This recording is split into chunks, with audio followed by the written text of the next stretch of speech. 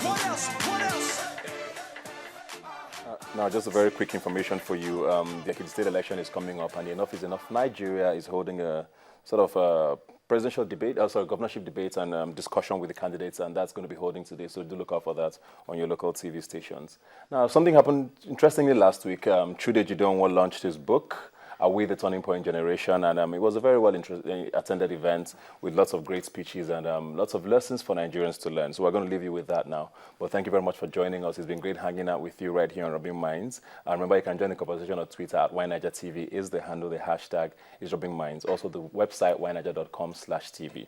Now remember, do stay with us. We have a special presentation of Chude Jideonwo's book launch, Are We the Turning Point Generation? I'll see you next week.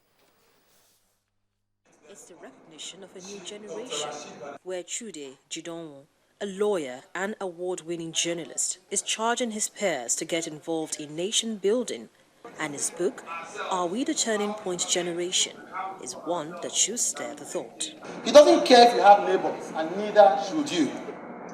When you are worshiping in your house, make sure the neighbors cannot sleep. Use loudspeakers even if you are only two in the church building. Anyone who complains must be evil. God will judge such a person. Attribute everything to the Nigerian God. So if you diverted funds from public projects and are able to afford that phantom, when people say you have a nice car, say na God.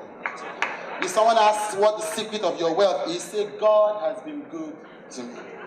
By this you mean the Nigerian God who gave you the uncommon wisdom to reappropriate public funds. Consult the Nigerian God when you don't feel like working. The Nigerian God understands that we live in a harsh climate where it is hard to do any real work. So if you have no clue how to be in charge and things start collapsing, ask people to pray for God to have his intervention. The Nigerian God loves elections and politics. When you invite people to get the party nomination, use thugs to steal and stuff ballot boxes, intimidated people into either sitting at home or voting for you, lied about everything from your assets to your age, and eventually, by the grace of God, win the elections, you must begin by declaring that your success is the wish of God and that the other candidates should accept this as the will of the Almighty. It is not your fault whom the Nigerian God chooses to reward with political success. How can mere mortals even complain? The Nigerian God does not tolerate disrespect. If someone insults your religion, you must look for them and you must kill them. It doesn't matter what you use, sticks, machetes, grenade launchers, IEDs, AK-47. If you worship the Nigerian God, you are under no obligation to be nice or kind to people who are not worshippers. They deserve no cuts. Those who were on hand to testify of the author's drive did not mince words. How can somebody less than 3 decades on earth even think of some of the thoughts that you see in the book? Today is certainly a challenge to many of Nigeria's youth. One of the things I say to youth when I see them is, forget the peer envy. Peer envy would keep you completely unable and incapable of learning from your contemporary. Today is someone that you must humble yourself and learn something from, because he certainly is many notches ahead of many in his generation. I want to say to Chude that everything you've spoken about leadership is very interesting. It is necessary that the old generation should read you and see where they missed the boat. But it is even more important that you and your generation should not just speak the word, but that you should walk the word. The most important thing about walking the word is ultimately about character. There is nothing that destroys the intention, the great intention of living, like the deficit of character.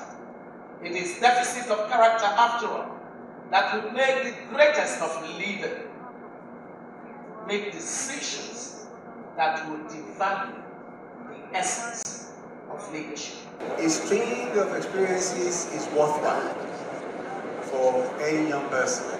It's your responsibility to pursue this acclimatization with how we're going to run the society.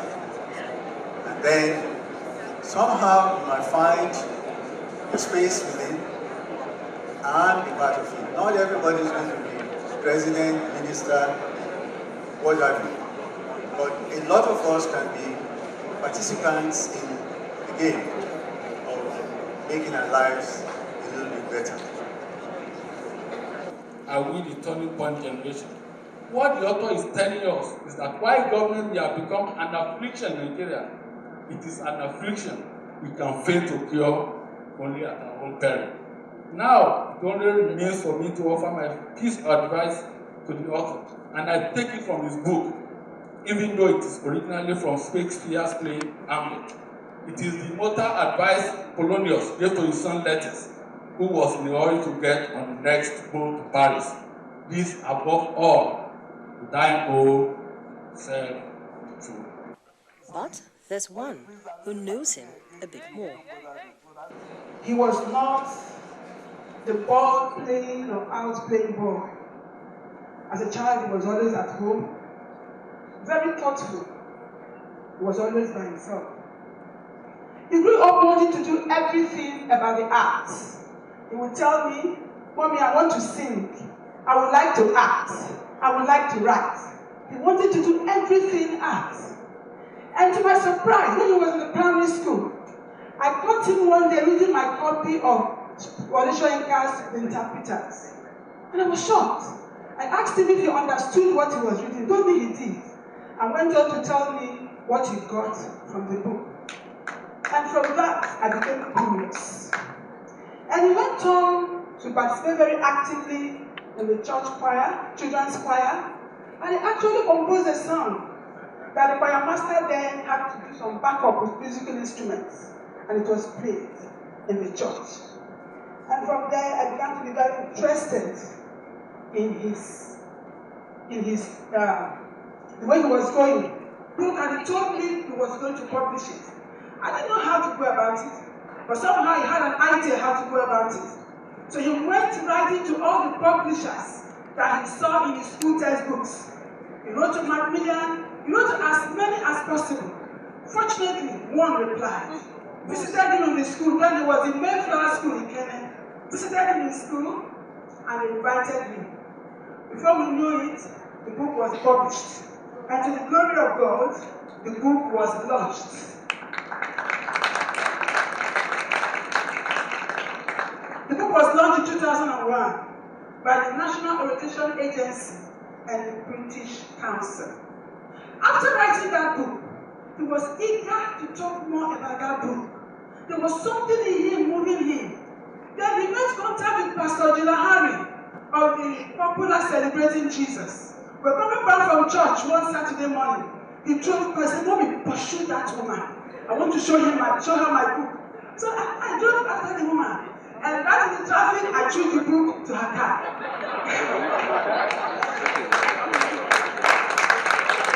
I took the book into her car.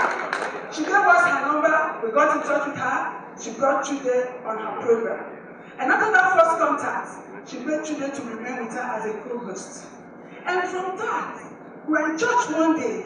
We met the late Dr. Libby Ajono in the church. And she said, "Mommy, I want to go on Sunday show. Go and talk to Dr. Libby." I said, I never met Dr. Said, "Mommy, go and talk to him now."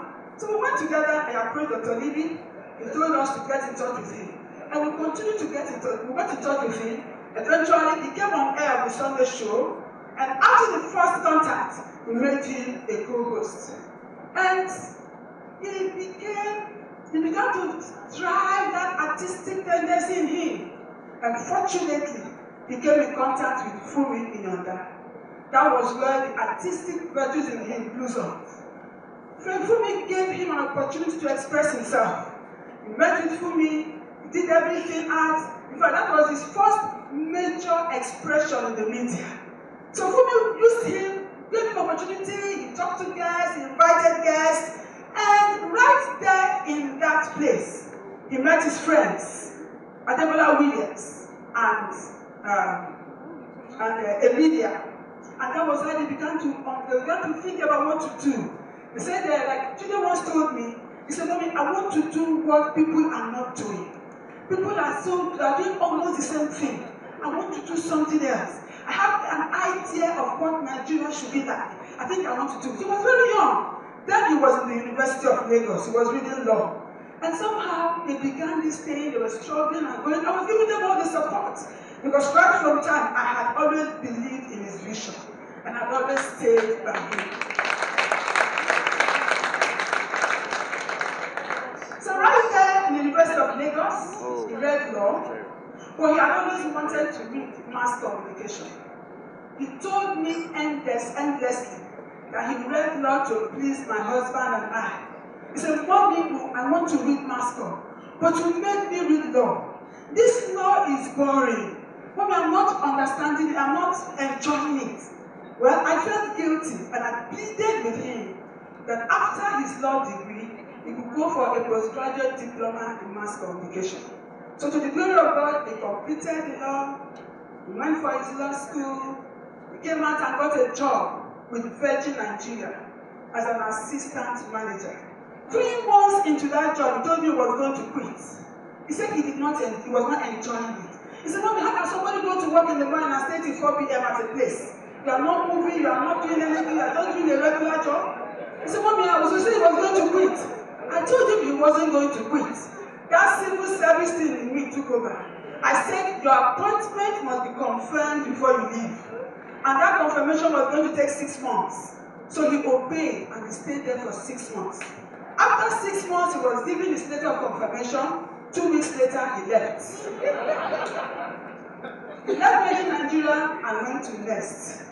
He worked there briefly before he set up the Future Award Red Media, Red Star, with his friends.